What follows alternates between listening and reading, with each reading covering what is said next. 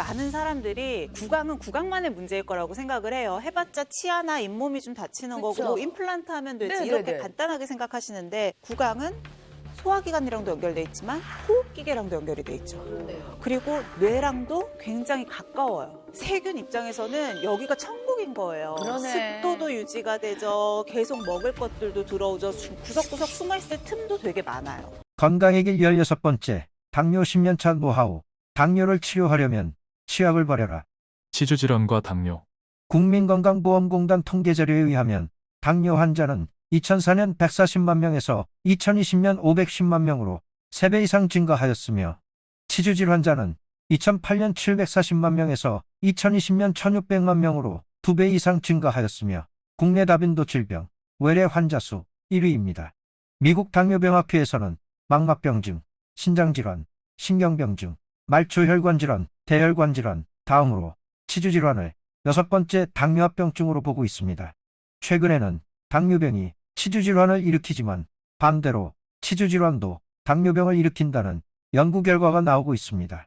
다른 시각으로 보면 당뇨가 치료되면 치주질환이 나아질 수 있고 치주질환이 치료되면 당뇨가 나아질 수 있다는 것입니다. 당뇨는 절대 혼자 탄생할 수 없는 병입니다. 몸 어딘가에 만들어진 다른 병을 치료하기 위해 혈당이 높아진 것이 당뇨이지만 이 자연치유 과정을 두고 전문가들이 뒤에다 병이라는 말을 붙여서 당뇨병이 만들어진 것입니다. 2019년 2월 국내 연구팀이 양치를 소홀히 하면 공복 혈당이 높아진다는 연구 결과를 한국치위생학회지에 실었습니다.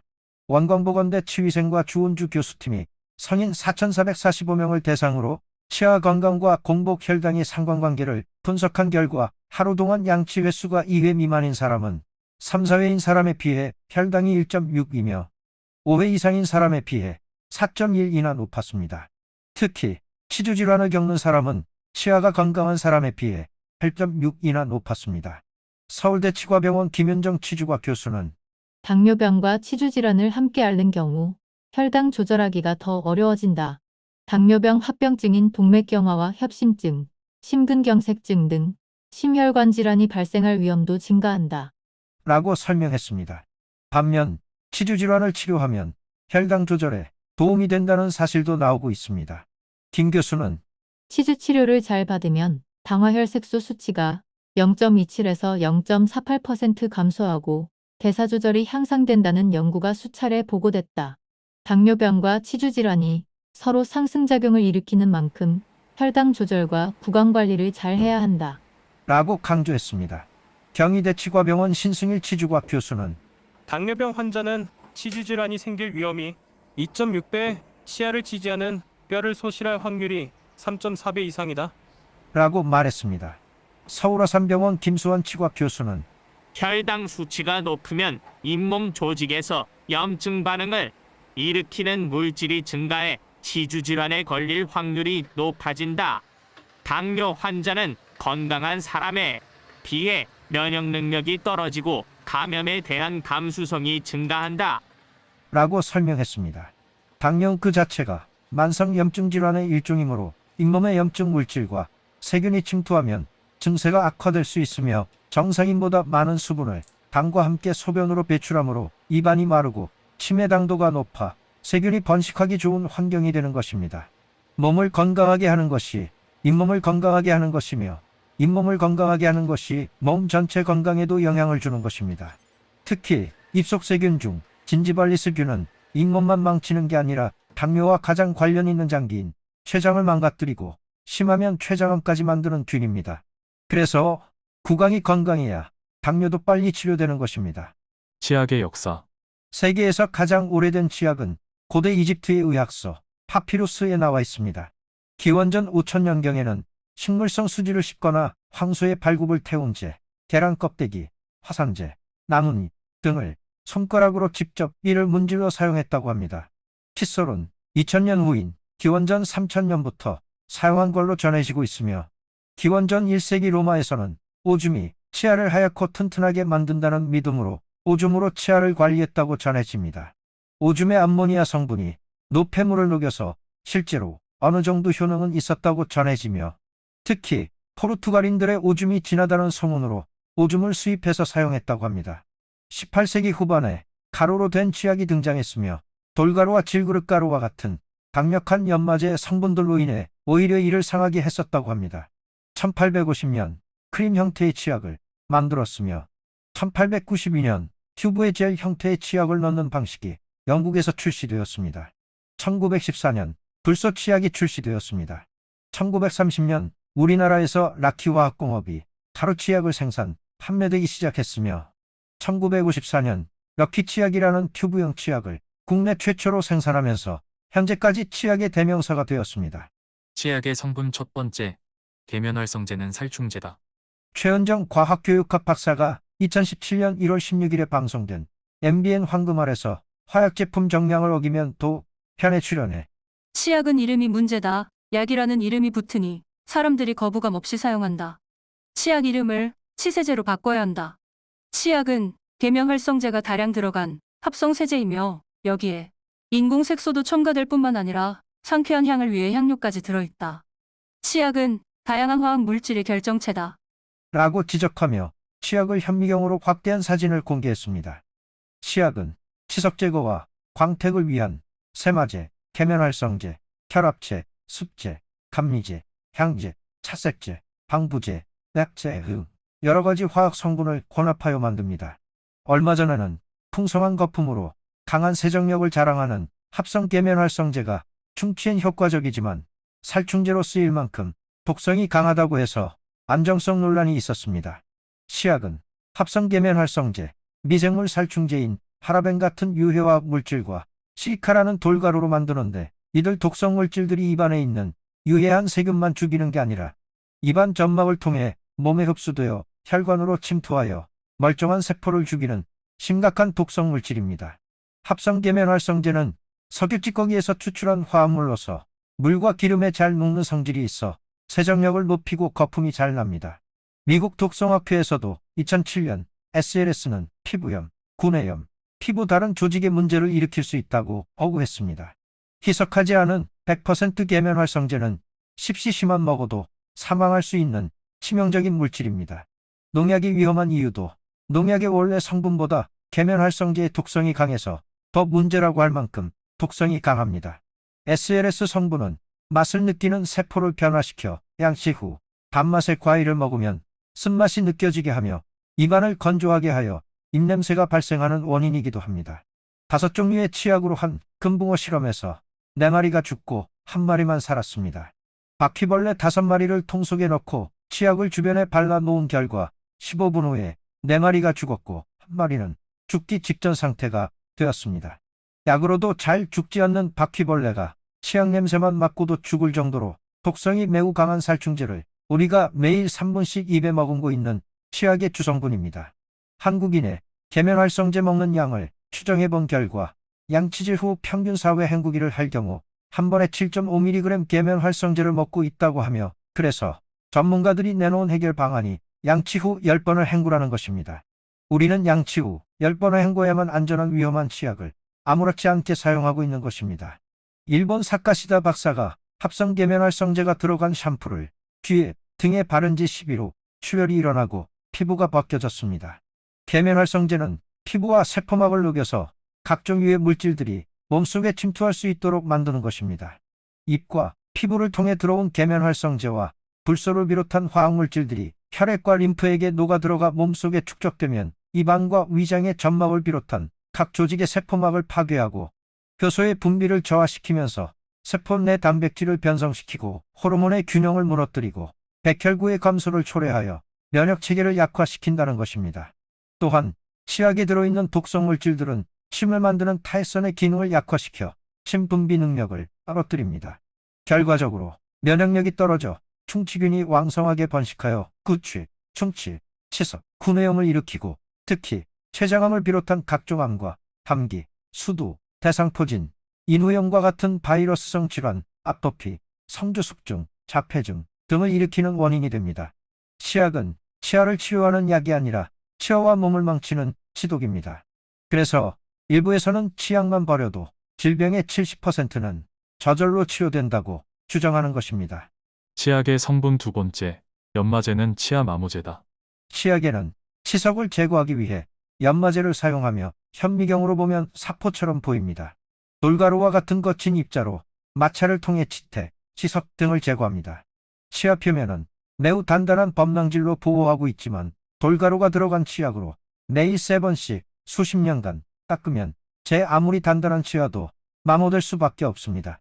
따라서 범랑질이 벗겨진 치아는 충치균이 분비하는 산성 물질에 매우 취약하게 되어 충치와 잇몸 질환을 일으키고 색소가 치아에 쉽게 착색되어 치아가 누렇게 변하게 됩니다. 하지만 소금물로 양치하면 치태나 치석이 생기지 않기 때문에 연마제를 사용할 필요가 없습니다. 치약의 성분 3번째, 불소는 독이다. 불소 치약은 불화나트륨, 불화석, 일불소인산나트륨 등이 치아를 코팅해주며 단단하게 하고 충치를 예방하는 효과가 있다고 해서 많이들 사용합니다.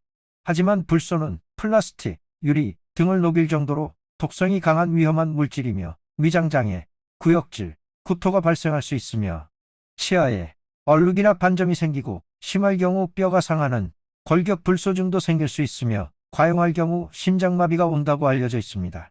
그래서 불소를 섭취하게 되면 치아에 하얀 반점이 생기거나 탈색 반점이 생기는 현상인 반상치가 될 수 있습니다. 전문가들은 치약에 함유된 불소는 양이 적어서 괜찮다고 하지만 저는 위험할 수 있는 불소 대신에 안전한 소금물 양치를 하고 있습니다. 치약의 성분 4번째, 트리클로산, 파라벤, 타르색소. 트리클로산은 박테리아 오염을 줄이거나 유통기한을 늘리기 위해 사용하는 항생물질이자 방균제입니다. 치은염 예방에 효과적이라는 연구 결과가 나오면서 치약에 많이 포함되어 있었습니다. 면역력을 떨어뜨리고 내분비 장애 물질로 알려져 있으며 혈액, 간, 신장의 독성을 일으킨다는 보고도 있습니다. 국내외 연구 결과 간암, 갑상선 기능 저하 등을 유발하는 유해 물질로 알려진 후에야 사용 제한 또는 금지 조치가 취해지고 있습니다. 가습기 살균제 사건은 가습기를 사용한 사람들의 폐에서 섬유화 증세가 일어나 신고되지 않은 사례를 포함해 1994년부터 2011년 사이에 사망자 2366명, 건강피해자 95만 명, 노출자 894만 명이 발생한 것으로 추산된 사건입니다.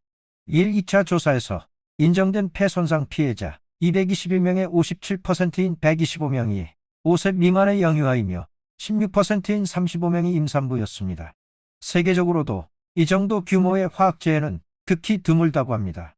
혹시 래킷벤키죠, 애경, SK케미칼, SK이노베이션, LG생활건강, GS리테일, 롯데쇼핑, 이마트, 홈플러스, 다이소, henkel 등의 기업이 치명적인 가습기 살균제의 제조와 유통에 대한 책임이 있었습니다. 가습기 살균제 제조사들은 가습기 살균제 사용과 폐질환 사이의 연관성을 부인하고자 수많은 비윤리적 행위를 저질렀습니다. 2022년 4월 옥시와 애경은 금액을 문제 삼아 가습기 살균제 피해구제 조정위원회가 마련한 피해 조정안을 거부하였습니다. 사람의 건강과 목숨보다 돈을 더 중시하는 기업들이 석유화학물질로 만든 치약으로 양치를 하고 화장품을 바르고 가글을 하고 머리를 감고 세수를 하고 샤워를 하고 설거지를 하고 빨래를 하고 방향제를 뿌리고 향수를 맡으며 살아가고 있습니다. 이런 환경에서는 치주질환, 당뇨, 고혈압, 암 등과 같은 각종 질병에서 벗어날 수가 없는 것입니다. 2016년 시중에 판매되는 치약에 가습기 살균제 성분이 들어있다고 밝혀져 식품의약품안전처에서 치약 제조업체 68개를 전수조사해 해당 성분이 혼입된 10개 업체의 149종 치약 제품을 전량 회수 조치한 적이 있습니다. 어린이용 치약에 기준치의 20배가 넘는 파라벤이 들어갔던 사건으로 인해 치약에 들어있는 파라벤 성분이 논란이 된 적도 있었습니다. 파라벤은 세균, 효모, 곰팡이의 성장을 억제해 제품이 부패되지 않도록 돕는 보존제입니다. 하지만 환경부에 따르면 파라벤은 피부 자극, 발진, 피부염 또는 알레르기 반응 등을 유발할 수 있다고 합니다. 호르몬과 유사한 작용을 하거나 호르몬 작용을 방해할 수 있는 내분비계 장애 물질로도 의심되는 물질입니다. 또한 어린이용 치약으로 잘 알려진 모 브랜드 제품에 타르색소가 들어간 사실이 한 의료 종사자의 글로 전해지면서 논란이 있었습니다. 타르색소도 석유를 원료로 만든 색을 내는 물질로 오래전에는 19가지나 사용되었으며 시간이 흐르며 차례로 유해성이 조명되었지만 현재도 9종은 사용되고 있습니다. 암 발생 가능성, 심장질환 발병률 증가, 간 기능 약화 등 이 물질의 섭취가 일으키는 문제는 아주 다양합니다. 당시 식약처 국정감사 자료를 보면 국내 유통 치약 3천여 개 가운데 3분의 1이 넘는 1,200여 개가 타르색소를 사용하고 있었고, 특히 어린이 치약 320여 개 가운데 43개에서 타르색소를 사용하고 있는 것으로 드러났습니다. 전문가들은 당뇨의 원인을 모른다고 하지만 바로 이런 것들이 당뇨를 만드는 것입니다. 치아 미백, 구취 제거제. 치아 속에는 노란색의 상아질이 위치해 있으며 하얗고 투명한 범낭질이 감싸고 있습니다. 몸이 노화되면서 범낭질이 얇아지면 상아질의 노란색이 짙어짐에 따라 나이가 들수록 치아가 점점 누렇게 보이게 됩니다. 나이가 들수록 치아가 누런색을 띠는 것은 자연스러운 노화 현상입니다. 그런데 치아를 희게 보이려고 치아를 화학물질로 괴롭힙니다. 치아 미백은 과산화수소를 이용해 치아를 산화시키며 치아가 시리고 망가지고 잇몸까지 손상됩니다. 고농도의 과산화수소는 강한 산화제이고 인간의 피부를 포함한 많은 물질을 부식시킵니다. 가정용 세제 정도의 농도로도 눈, 점막, 피부에 피해를 줄 수 있으며 과산화수소 수용액을 먹으면 위장에서 분해되어 대량의 기체가 발생해 내부 팽창으로 이어져 매우 위험합니다. 구취 제거제. 구취 제거제는 입속 위의 세균 제거에 도움이 될 수 있지만 장기적으로 사용 시엔 정상 세균까지 제거해 면역력을 저하시키고 입안을 건조하게 만들어 구취가 더 심해질 수 있습니다. 그리고 합성 화합물이 입에 남기 때문에 몸에 좋을 수가 없습니다. 구취 제거제는 꼭 필요시에만 가끔만 사용하시길 권장합니다. 치약을 버리고 소금물로 양치. 치약에 첨가한 살균제들은 나쁜 세균만 죽이는 게 아니라 우리 입안의 면역 기능을 담당하는 유익한 균까지 무차별하게 죽이므로 입안의 면역 기능이 약해져 입속을 수많은 세균의 온상으로 변하게 만듭니다. 잇몸에 염증이 생겼다는 것은 독을 먹었거나 면역력이 떨어진 증상이기 때문에 몸의 다른 것도 같이 망가집니다. 배추를 소금물에 절이면 일반 세균은 99% 죽지만 우리 몸에 유익한 유산균은 왕성하게 증식하기 때문에 김장김치는 오래 저장하여도 부패하지 않고 유산균이 풍부한 건강식품이 되는 것처럼 소금물 양치는 나쁜 세균들을 거의 모두 죽일 정도로 살균 효과가 강하지만 유익균들은 편안하게 잘 살아갈 수 있게 해줍니다. 소금의 염분은 우리의 잇몸을 단단하게 해주고 단단해진 잇몸은 치아를 꽉 잡아주기 때문에 잇몸과 치아 사이에 틈이 생기지 않아 충치균들이 잇몸 속으로 쉽게 침투하지 못하게 합니다. 소금물로 치아 관리를 하면 이외 화학물질로 인하여 손상된 침샘의 기능이 회복되어 많은 면역세포를 가진 침이 왕성하게 분비되기 때문에 면역력이 획기적으로 강해져서 감기, 수두, 대상포진 같은 바이러스성 질환은 물론 췌장암과 같은 각종 암도 걸리지 않습니다. 이제는 도구로 해온 치약 양치를 그만두시고 안전한 소금물 양치를 하십시오. 입으로 들어오는 독, 내 몸에 쌓이는 독으로부터 해방되십시오. 음식의 맛, 과일의 맛, 야채의 맛, 고유의 맛을 찾게 될 것입니다. 저도 52세까지는 이러한 사실을 몰라서 하루 4번을 치약으로 양치를 했습니다. 6개월에 한 번씩 치과에 가서 스케일링도 꾸준히 했습니다. 하지만 평균 석 달에 한 번은 잇몸이 붓고 피가 나고 아파서 치과에서 치료받았으며 1년에 한 번은 치아가 흔들려서 또 치료를 받으러 다녔습니다. 소금물 양치를 알게 된 후로는 치태, 치석, 잇몸병이 단 한 번도 생기지 않아 지금까지 3년간 치과를 갈 일이 없어졌습니다. 그리고 당시에 흔들리던 좌측 아랫니도 단단히 고정되었습니다. 치약을 쓰지 않고 소금물로 양치한 후 잇몸염증이 사라지고 이가 시린 적이 한 번도 없었습니다. 어쩌다 가끔 몸이 피곤할 때는 잇몸이 조금 붓고 아플 때가 있었습니다. 그때는 소금물을 10분 이상 머금고 있으면 살균이 되어 다음 날이면 다시 멀쩡해졌습니다. 소금물 양치를 하면 치약 양치에서는 경험할 수 없었던 입속의 세균이 사라지는 시원함을 경험하실 것입니다. 그리고 잇몸과 몸이 건강해지며 생활의 질이 한층 더 상승하게 될 것입니다. 소금물 양치 방법. 첫 번째, 양치하기 10분 전 컵에 칫솔모가 잠길 만큼의 물과 소금 10ml를 넣고 칫솔을 담궈서 살균한다. 두 번째, 10분 후 소금물로 살균된 칫솔로 양치한다. 세 번째, 소금물 양치 후 헹굼은 해도 되고 안 해도 상관없다. 네 번째, 식사 후 양치를 못할 경우에는 소금물을 5분 이상 입에 머금고 살균한다.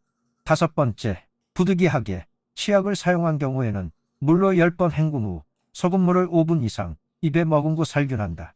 소금물 양치와 각을 먹음에 대해 더 궁금하신 분은 댓글에 남기시면 성심껏 답변하겠습니다. 이 영상을 보시고 건강에 도움이 되신 분들은 더 많은 분들이 이 영상을 시청하여 건강에 도움이 될 수 있도록 구독과 좋아요 부탁드립니다. 감사합니다.